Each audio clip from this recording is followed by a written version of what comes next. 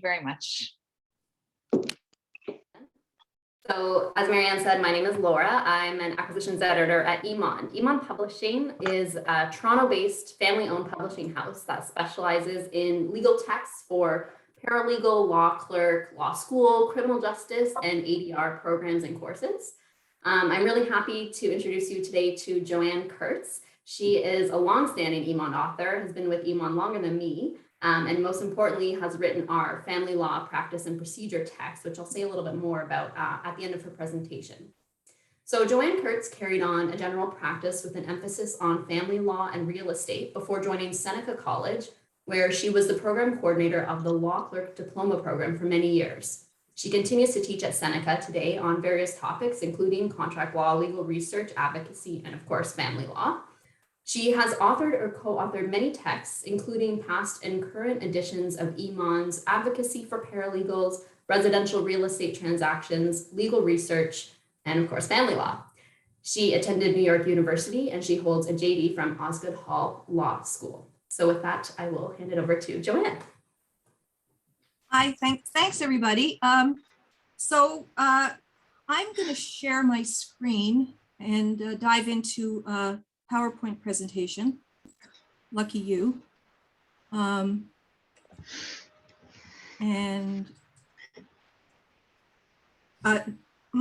objective today, my goal is to provide you with legal information that you could pass on to your clients as neutral legal information. So that will help, hopefully, because I know that from the little bit of mediation that I've studied, that successful negotiation is easier if the parties have a clear idea of what they would get if they went to court. So I'm going to talk to you about just a couple of, well, really one or two areas of law where that might be the case. I will be taking questions at the end of my presentation, but if anybody has a question while I'm going through, I think Marianne is going to be manning the chat and we'll pass on any questions to me. So I'll start with the issues that you might encounter in family law mediation. I apologize if my level is too basic for anybody. I know there are a lot of experienced mediators here and many of you are also lawyers. Anyway, but this is what it is. Okay, so on a marriage or relationship breakdown, we always have to deal with the same issues. If there are children, how will the parenting responsibilities be divided? How will the children be supported?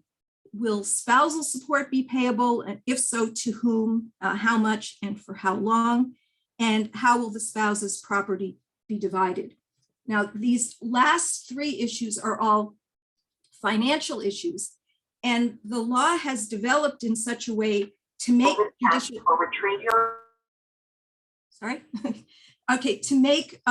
judicial outcomes more predictable. And when judicial outcomes are predictable, it's easier to get parties to settle. I will be talking about child support primarily today. But first things first, financial disclosure. So the law has developed in such a way that outcomes are predictable once you have the appropriate information. For support, you have to know the party's income and expenses. And for division of property, you have to know the values of properties and the balances of debts at various points in time. And in order to have this objective information, you need full and complete financial disclosure from all the parties. Now, if the parties start a court proceeding, disclosure is required by law. In support applications, disclosure is required under Section 41 of the Family Law Act. The parties are required to deliver financial statements in the form required by the family law rules, and that applies to both child support and spousal support applications. There's an additional requirement in the child support guidelines for income tax information. There's a requirement for financial disclosure in equalization proceedings as well, which is how family property is divided.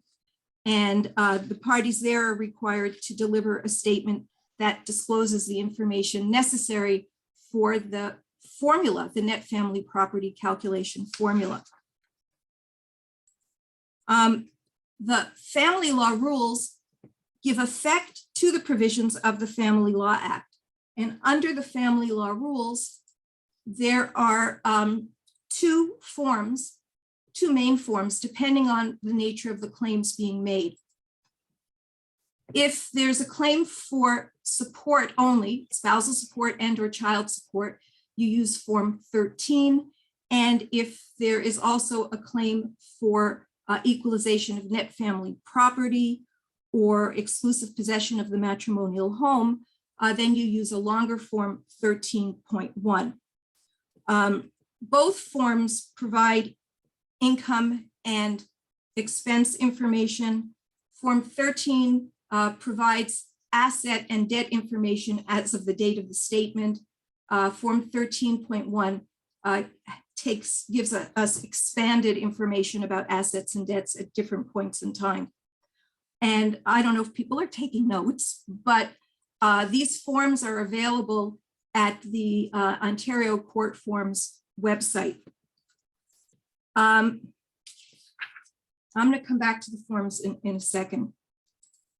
Now, if the parties are not litigating, if they're negotiating or mediating, there is no legislative requirement that says the parties must make financial disclosure. However, under Section 56(4) of the Family Law Act, a court may set aside a domestic contract if one party failed to disclose significant assets or debts or other liabilities that existed when the contract was made. So as a result, certainly when lawyers are involved in the negotiation of a separation agreement, they're going to insist on full and complete financial disclosure as a first step. And this is a way to protect the agreement that's ultimately entered into, taking away a ground for it to be set aside. Now, I'm just going to show you briefly what these forms look like. I'm not going to take you through them. I just want to give you a sense of the forms. This is Form 13.1, which is the longer of the two forms. And as you can see, it's 10 pages long, and it requires detailed income and expense information and information about assets at various dates and time and debts. So why am I showing this to you? Many lawyers will just give the client a blank financial statement and say, here, go fill it in. And I mean, it's maybe tempting to do that as a mediator as well. But it is a very overwhelming situation for most clients. The preparation of the statements is detailed and time consuming. You may have a client who has little knowledge of his or her financial affairs or how to go about getting the information necessary. So I have a chapter in the book that talks about financial disclosure, and in the chapter, I talk about how to collect the information necessary and go through a number of examples of how to fill in different parts of the form. So you might find that useful, a client might find that useful. Okay, so as I said, there are three areas of the law now where outcomes are predictable: child support, spousal support, and equalization of net family property. I'm going to be talking about child support. I think that's all I'm going to have time to do. Certainly, if we're going to have questions at the end, if there's extra time, I can touch briefly on spousal support. Does anybody have any questions about financial disclosure before I go on? Marianne, are there any? there's Anissa has shared with us the automatic order form 8.01 as of December 1st. And apparently it sets out what parties have to do, the MIP and financial disclosure, and also states the financial disclosure obligation. So I hadn't heard of that. Have you, Joanne? I don't want to put you on the spot. What is this? I didn't hear what you said. The Is that- form, a new form 8.01 is just being commented on in the chat. And I hadn't heard of it, I apparently. hadn't, quite honestly, I hadn't Okay, either. And I okay. was just on the form site today, so I'll have another look. Yeah. Thank you for pointing that out. Yeah, Anissa, thank you. We'll No, hear because more. the Rule 13 is quite complicated in terms of what you have to provide and when.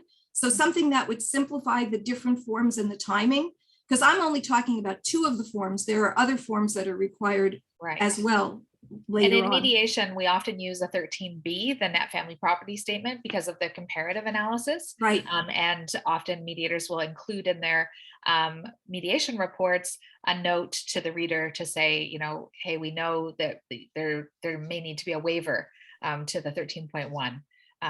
Yeah, the 8.01 apparently is not on the DivorceMate site yet. Thanks, Bev. So yeah, Okay. no other questions, Joanne. Okay, thanks. Thanks. Okay, so child support. A way of introduction, child support is dealt with in both the Family Law Act, which is the provincial statute, and the Divorce Act. And under both statutes, child support is determined in accordance with the child support guidelines. And the child support guidelines, I never know whether it's singular or plural, is a regulation under both the Family Law Act and the Divorce Act. So there is a regulation under the Family Law Act called Child Support Guidelines. There's a regulation under the Divorce Act called the Child Support Guidelines, and they're the same. They're the same. It's just because of the shared jurisdiction over family law matters. Okay, so first we have to look at who is required to provide child support, which children are to be supported. And first we look at the child of both parties. So you have domestic partners, and if they are both parents to a child, there is an obligation to support the child if the child is under the age of 18. But there is also an obligation to support a child over the age of 18 if the child is unable to support himself or herself for any reason, full-time attendance at school, illness or disability. That wasn't always the case under both statutes, but it is the case now. There may also be an obligation to support a child who is not the natural or adopted child of a party. So if a party has acted as a parent to a child, so either a stepchild, so the child of the domestic partner, or a child that both partners have taken into their relationship and have looked after, there could be a support obligation there as well.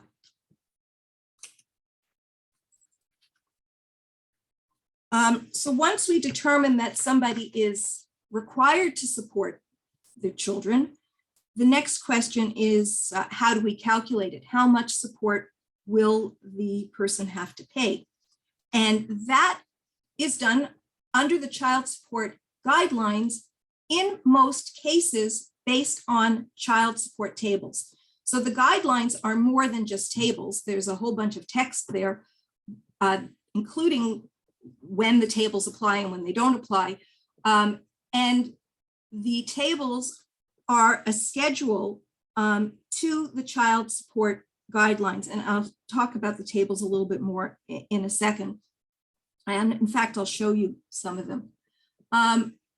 So in most situations, child support will be calculated using these tables, and the tables set out the amount of monthly child support payments calculated on the basis of the annual income of the paying party and the number of children.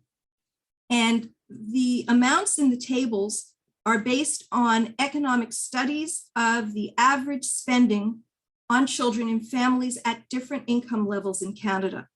And they're calculated using a formula that reflects the average expenses of a parent with a particular number of children and a particular level of income.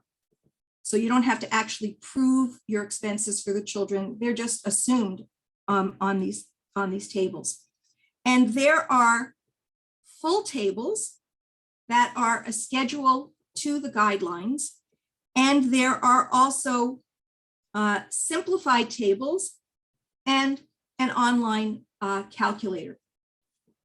And if anybody's, and I am going to show you some of them, if anybody's interested, here's a link to the simplified tables, but quite honestly, it's easier to just Google child support simplified tables and you'll get the link.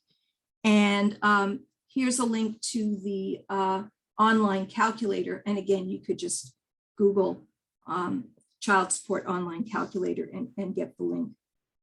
Now, the results using the simplified tables are not going to be exactly the same as the results using the full tables, but they're just off by a few cents in most cases.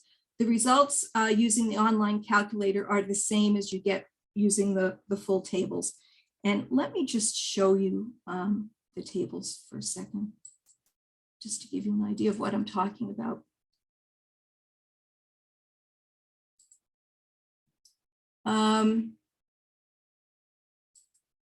So here's the full table for Ontario for one child. And you can see that the income amounts go up in increments of $1,000. And let's go to, okay, so if somebody is paying support for one child and earns between $50,000 and $51,000, they pay at $50,461 a month. And for the difference between $50,000 and $51,000, you have to do a mathematical calculation applying a percentage. The simplified tables, on the other hand, go up in increments of $100. So you don't have to do any percentage calculation. And the practice here is to just round up or down to the nearest $100. And here you have one table that covers 1 to 4 children. There's another table for more than 4 children. You just find the income level and you go over to the column that contains the right number of children. Okay, so I'm going to just take you through a really simple calculation example and then show you the online calculator.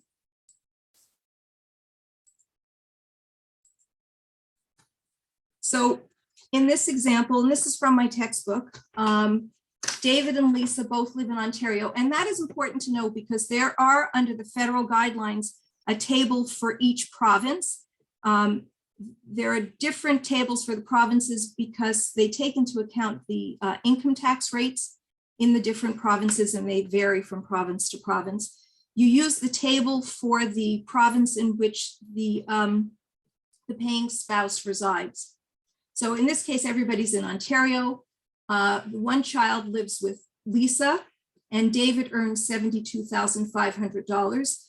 If we were to scroll down in the simplified table, I've just isolated the right line, you'd see that for one child, David would be required to pay $677 per month. If there were 2 children, David would be required to pay $1,103 per month.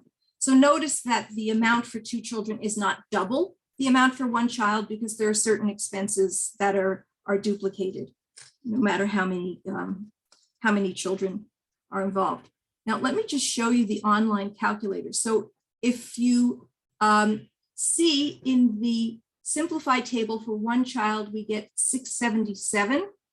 And if we go to the online calculator, sorry, will I find it for us?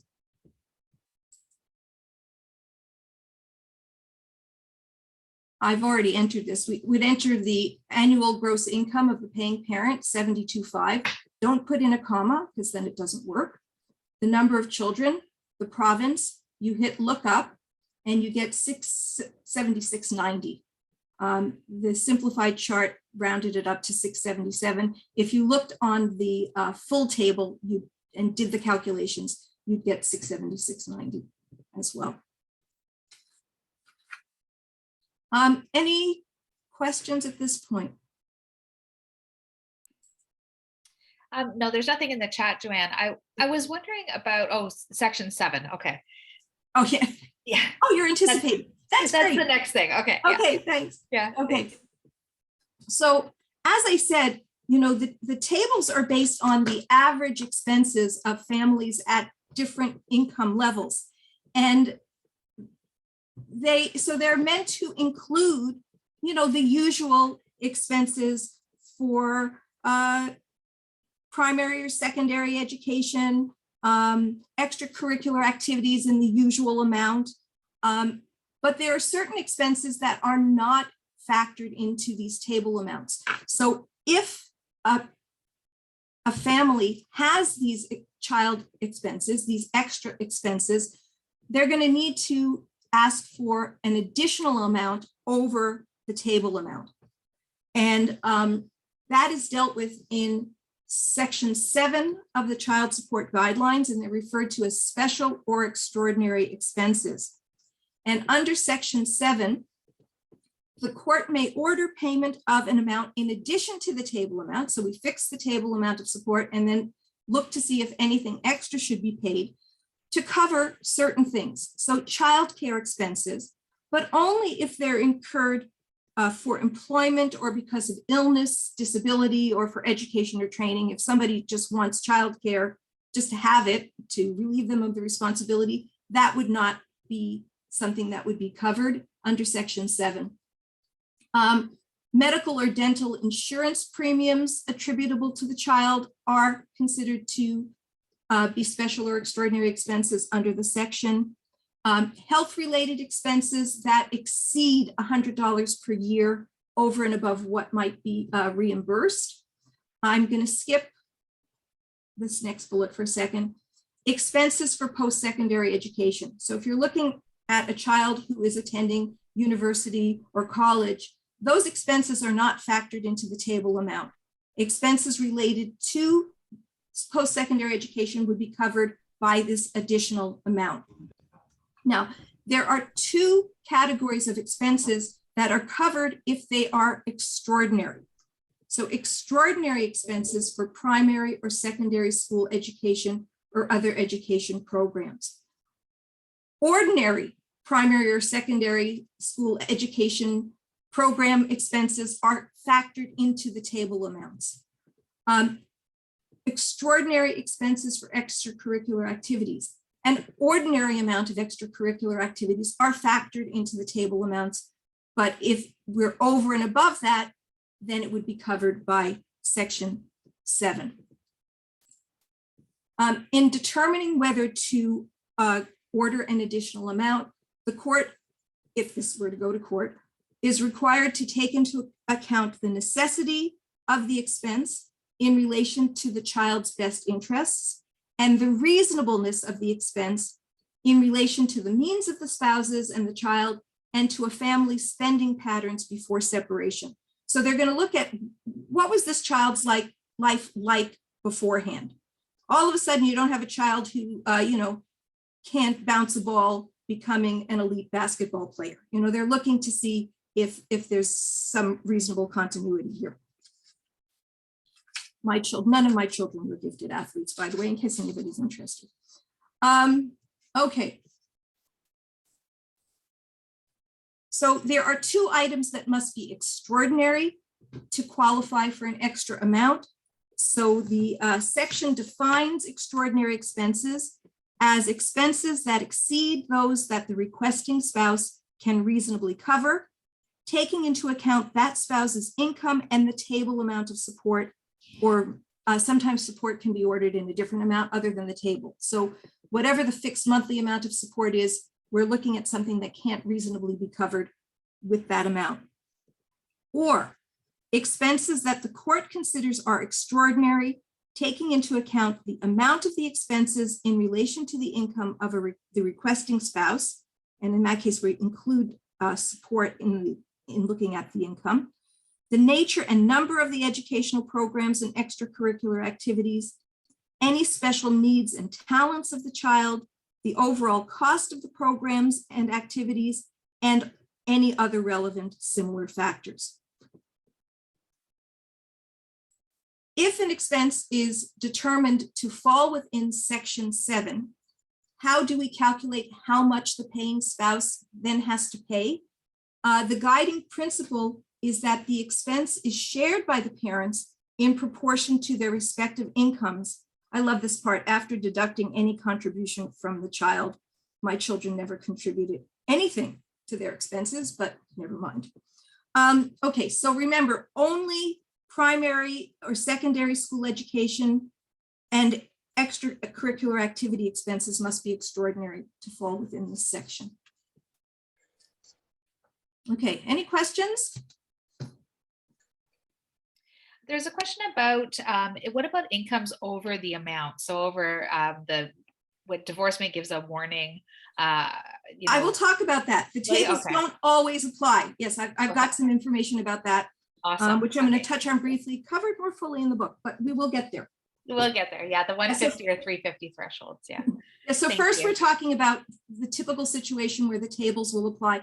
And this is the one that I think would make a mediator the happiest, because if the tables apply, I mean, it's really easy to say, look, this is what is going to be payable. Once you're outside the table amounts, you don't have the same degree of certainty. And then, predictability is, I think, the best incentive to settling. Anyway, so I have from my book an example of how you would share special or extraordinary expenses, how they would be apportioned. So in this particular case, we have a husband and wife with a daughter who is in an elite gymnastic program costing $900 per month.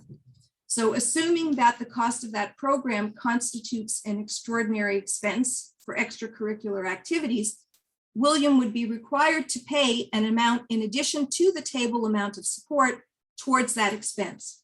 So this is how it would be apportioned. You look at the income of the paying spouse, in this case, William, which our facts tell us is $100,000 a year. And we divide that by the combined income of both spouses. So Esther earns $50,000, so the combined income is $150,000. So you take the income of the paying spouse, divide it by the combined income of both spouses, and then multiply it by the monthly expense. And that gives you the amount that the paying spouse has to pay on top of the table amount or other monthly amount of support. So in this example, okay, William will be contributing $600 per month toward a $900 monthly expense, leaving Esther to pay the remaining $300 per month out of her own income. And if we think about it, this makes sense. William earns twice as much as Esther and is contributing twice as much as Esther to the monthly expense. Any questions about that? No questions about that per se. I think that there's chat about someone very, very smart is talking about coefficients and calculators over the 150, 350 threshold range. So okay. I'll wait till you get there. Okay. Well, I don't have a lot to say about that, but okay, good.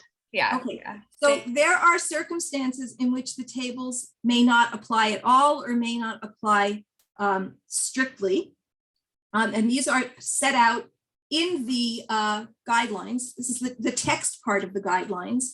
And I don't know how much detail you want me to go into. I mean, here I've just listed the things that take us out of a strict application of the tables. I can go into more detail about how the guidelines deal with each of these situations. They're explained in my book. I'm just trying to see how much more material I'm trying to cover. And how much time do we have left? Halfway done. Yeah.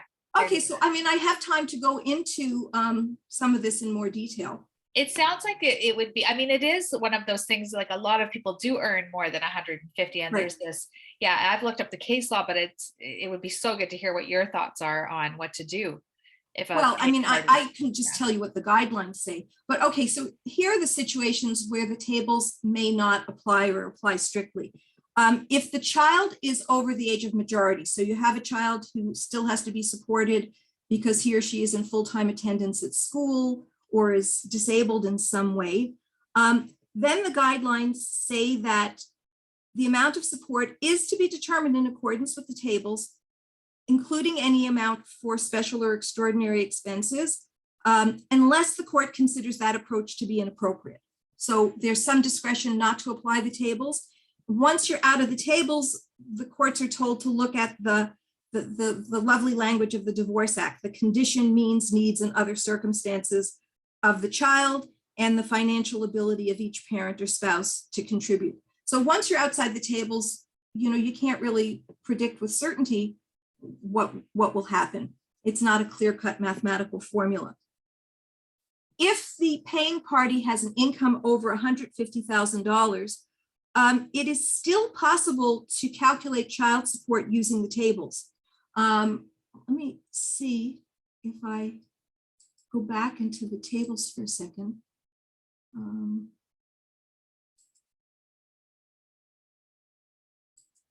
Oh, no, that's a simplified table. Okay. This is just for one child.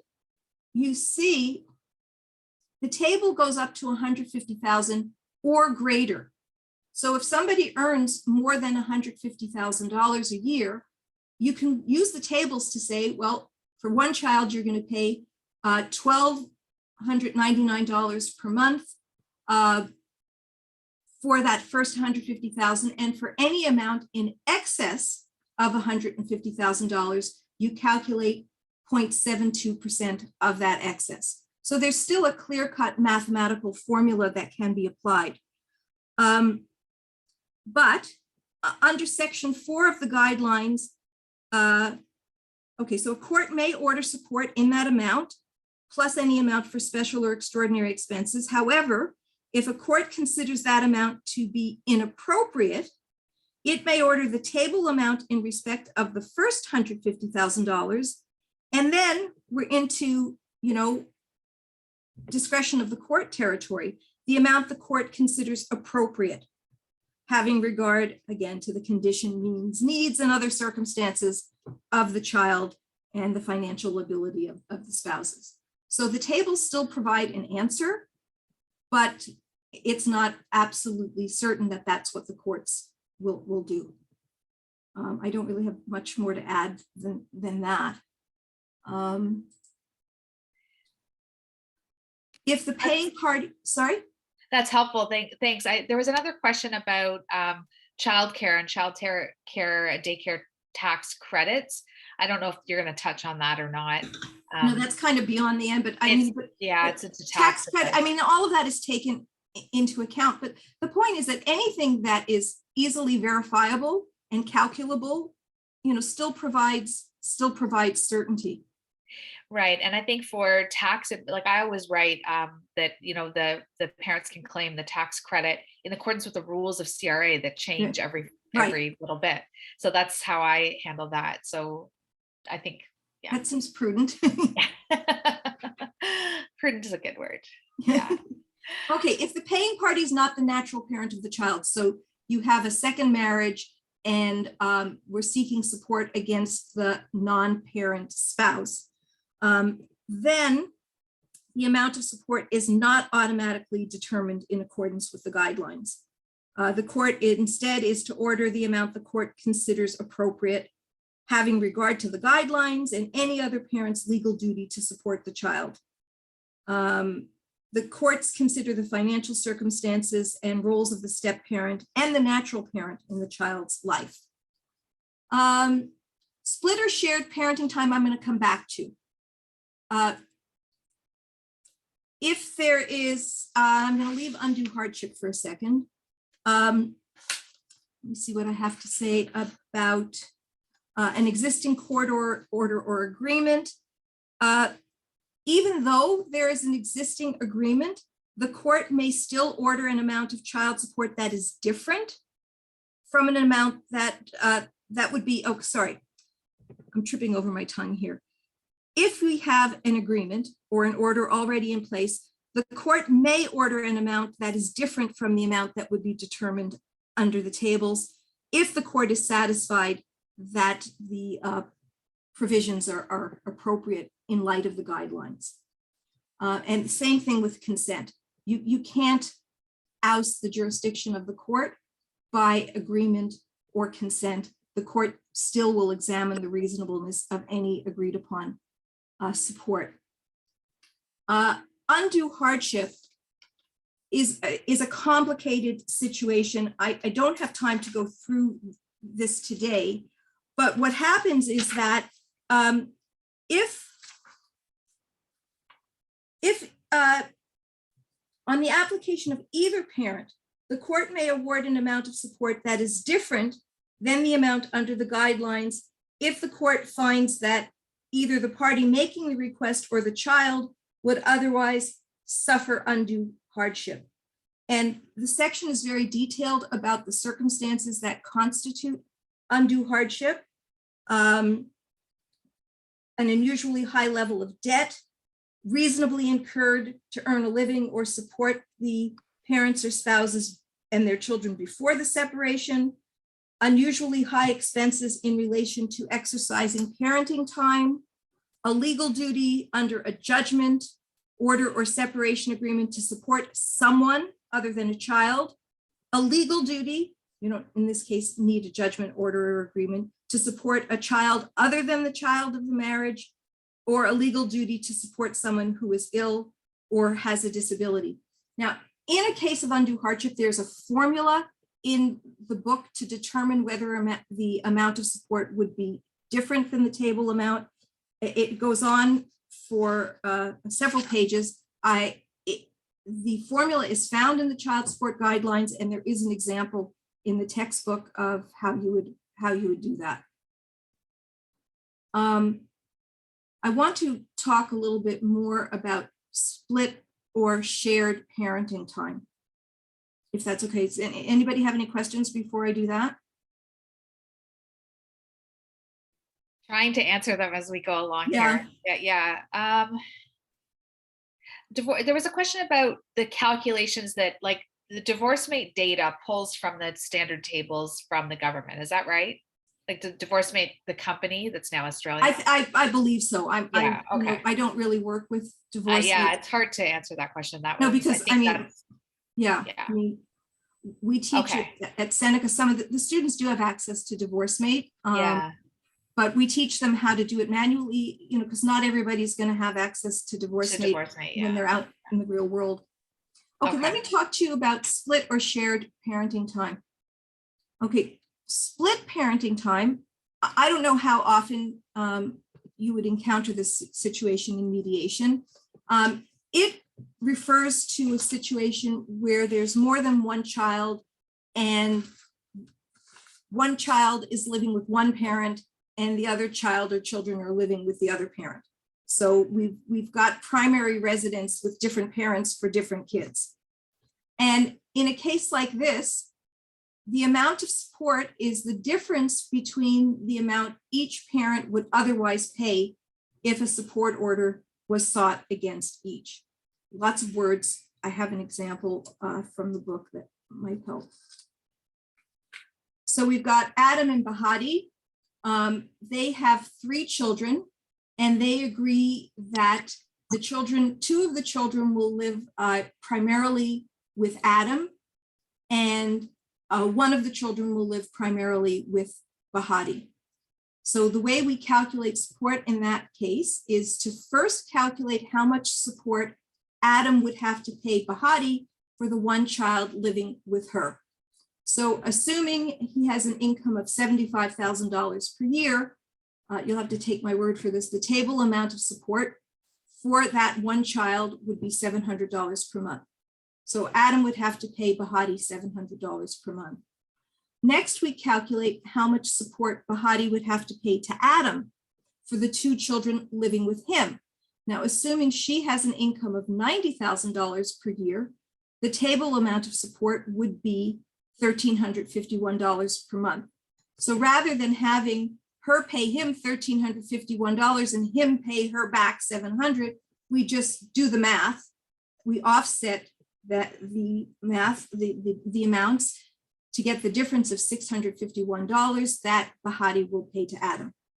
So this is a situation, I don't know how typical it is, but it's easy to calculate. The more typical situation is one of shared parenting time. And I'll give you the highlight up front. It's not as clear cut how we calculate it in that case.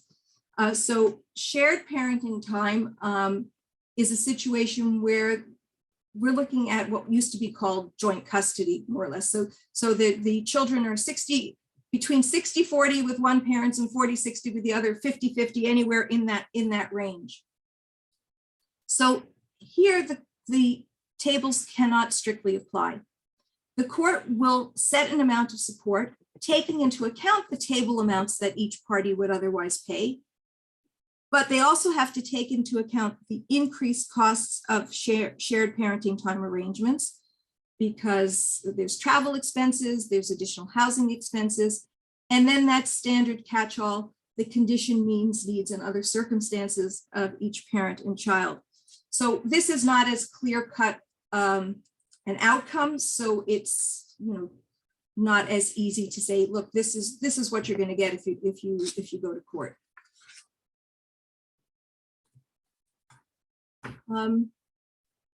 Any questions on that? There's tons of questions coming in. They're all coming in as direct messages, so it's Okay. super busy.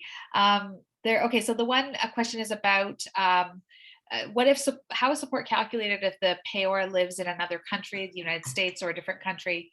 And then I'll try to get to the other questions too. There is an answer to that. I don't know. I know what happens if the payor is in another province. The guidelines do talk about which table you use if somebody's out of the country, but quite honestly, I don't remember the answer. Okay, so we can look it up in the book then.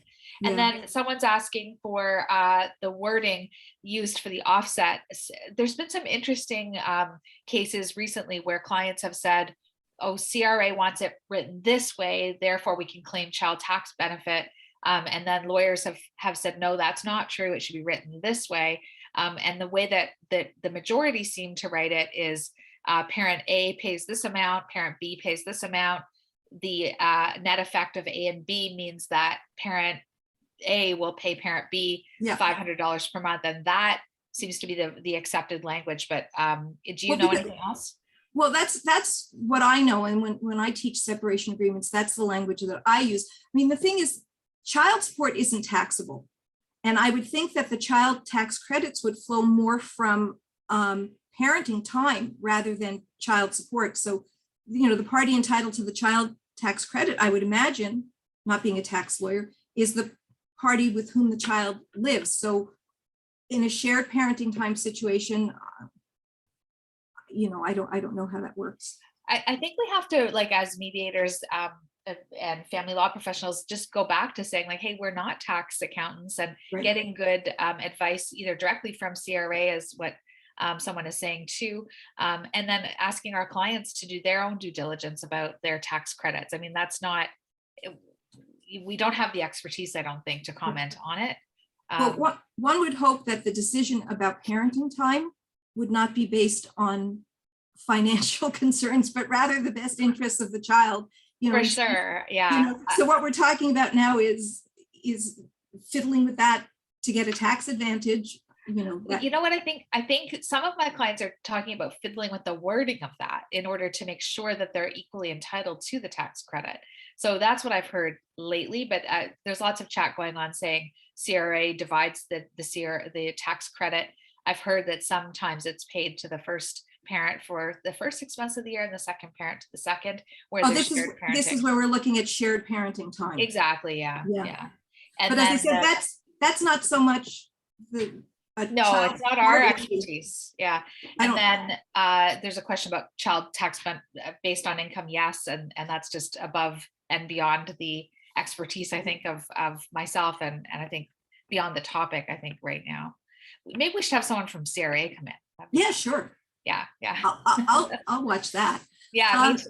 Me too. I've got one last slide, and this is just, as an illustration really of how predictable child support is considered to be these days. There is an online child support service that allows separated parents to, this is from the website itself, to establish and update child support payments through an online portal without going to court. And for anybody who's interested, this is a link to the page. Again, you could just Google Ontario arranging child support. It will get you there. Now, this service is strictly administrative. There's no discretion in here. It's strictly done on the math. It is not available to everybody. There are eligibility requirements. The service is not available if either parent or any of the children live outside of Ontario. If any child is over the age of 17 and a half, it isn't available for split or shared parenting. It isn't available in certain, based on payer's income. If the payer earns more than 150,000 or less than 12,000 annually, or earns income in cash, is a partner, earns most income as a landlord or seasonal worker, earns more than 20% of his income or her income from self-employment, rental income, or investments. The reason for that is clear. This is all done based on the math and certainty. Like you need to have reliable information about the income of the paying spouse. And in these circumstances, the income may not be reliable, the information. You can deal with special expenses on an initial calculation, but not extraordinary expenses or post-secondary expenses. So it's of limited usefulness, but it is something that's available to separating parties, which takes them outside of the courts altogether. Okay, so that's my material on child support. I don't know what you wanted me to do with the remaining time. Can I ask you a few questions from Sure, the chat? sure. Okay. I hope I can answer them. Yeah. We'll just work through it together. I mean, I think it's really interesting. We were talking before about like what forms to use and all these things and how to draft things. And it really depends on the unique circumstances of each person. And Right. I love that you talked about like the child and the best interest of the child, and like, hey, we shouldn't always be thinking about all these drafting calculations and that sort of thing. We should be thinking what works for the family. And I love that reality check for us, thinking about that. There's a question about a blended family. And in a blended family, what is the consideration for a stepchild living with the separating parent and being supported by the biological parent from child support from a partner's previous relationship? That's a good question. So it's Okay, sort well, of like, again, that was one of those exceptions to the tables. yeah. If you've got a child who is not the natural, so the paying party is not the natural parent of the child. Let me go back to what the guidelines say. There will be consideration into, okay, the court will order the amount the court considers appropriate, having regard to the guidelines, any other parent's legal duty to support the child. So certainly a step parent, the obligation to support does not take away from or replace or become primary. The primary obligation to support that child remains with the child's natural parent. Right. And that would be looked at. And then, I mean, but I guess, we're looking at a situation where you have a first marriage where the parties were at a lower level of income. And so the natural parent is paying support based on I'll make gender assumptions here based on his income. And now in the second marriage, the child has been living with the mother in this new higher income bracket family. And the child will have become accustomed to this higher standard of living. So we still look at the support being paid by the previous, the natural parent, but the step parent may be required to top that up. Again, we have to look at the circumstances of the blended family. Right. And I think it's almost like the mediation is a wonderful opportunity for families to talk about these things. It's like, well, if the siblings who are born of the new relationship are all going to private school, for example, and the parents had funded that as a blended family, and then they're separating, do they tell the child of the first marriage they can no longer go to private school, for example, or do they agree that may have a negative effect on sibling relationships or the child, and so continue out of the decision that's made from their family perspective or from their heart, and then we have to look at what the law says to what the legal model is. Well, I mean, the thing about a settlement, if you go to court, the court's going to say X, Yeah. and you always keep in mind what you're likely to get if you go to court. But just because you're entitled to something doesn't mean you should insist on it if there are other advantages to be obtained. And Right. likewise, just because you're not obligated under the law to do something doesn't mean you shouldn't do it anyway. Right. But it's just to provide a reality check. And then, we're looking at what's in the best interest of all the parties, and Yeah. they're interested in preserving. I mean, if they're mediating, they're probably interested in preserving a relationship going forward, and shouldn't be tied necessarily to the strict letter of the law, but they do need to know what they're entitled to or what their obligations would be if the Right. negotiation fails. You know what I would always found very sad is if one child is created from the first marriage and then a second family is created from a second relationship, and then the payor's income is reduced by the support they're required to pay for their first family, and then it really diminishes what's available under the obligations. Well, well, that's, when you look at the undue hardship calculation, Mhm. that sometimes comes into play. I'm still providing support for my child from my first marriage, Yeah. and therefore I can't provide the level of support. I mean, the law says that all the children should be treated equally. You don't favor one child over the other, but I don't know how the numbers play out. Well, the divorcement calculations, when you put them in, start to get a little bit like, oops, second family there's not as much income available, so Right. not as much to share. Right. There's another question about special and extraordinary expenses for things like private school, right? And so if parents are paying, 40 grand a year for Section 7 expenses for agreed to private school, Right.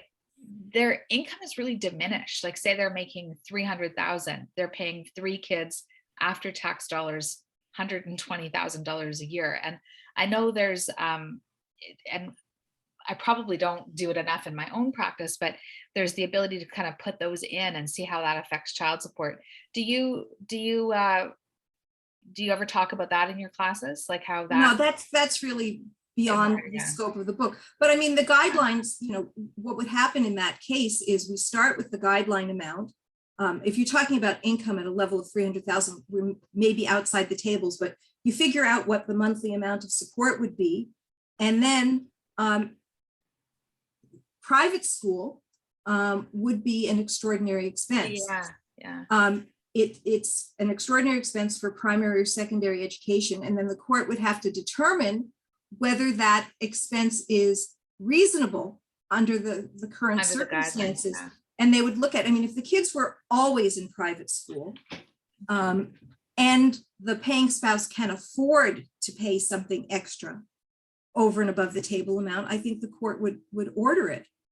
And I think we're a lot of us here are thinking about in the mediation room, how do you help people navigate that Right. to make the best decision? And I think it's probably just a weighing of all the needs that the family has and Sure. what their desired outcomes are. There's another question about, I think this is the question. It's a common one around deviating from the tabled amount, right? How detailed to be in your drafting around a deviation for a child support. Do you talk about that in the book? Or? Yes, I do talk about that in the book. I mean, a child support clause in a separation agreement should contain certain elements. I was just teaching that.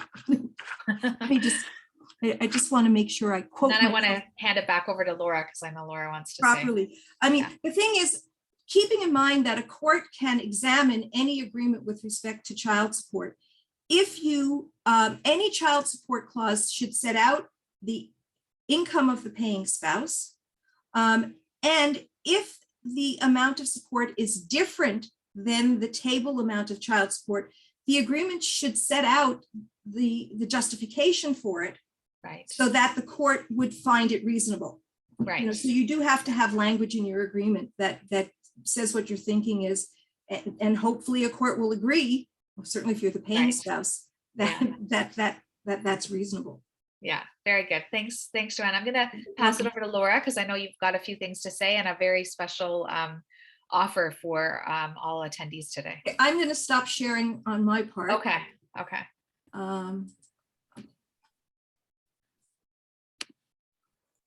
Yeah, thanks, Marian. Will you throw up that image I sent you? I will, yeah.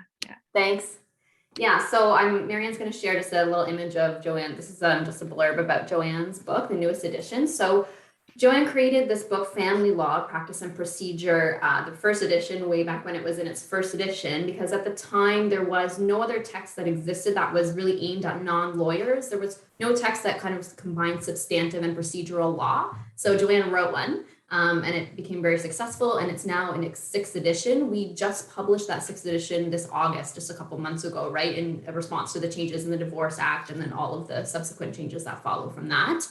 So the topics Joanne discussed today each have their own chapter, like a full chapter in this book, but she covers a lot more as well, including spousal support, as well as negotiation and variation of orders. So I won't say too much about the book because there's a link here that will take you to more information about it. You can explore for yourself details about the book. So Emond is offering to attendees today a discount, 20% off. You can get a print version, you can get an ebook version. There's a couple options there. It is a 24-hour code. So it starts now, or it started an hour ago. It expires tomorrow at 1 p.m. So you gotta act fast if you want to get one. But I encourage you to go to the website. I'll put a link in the chat to the book.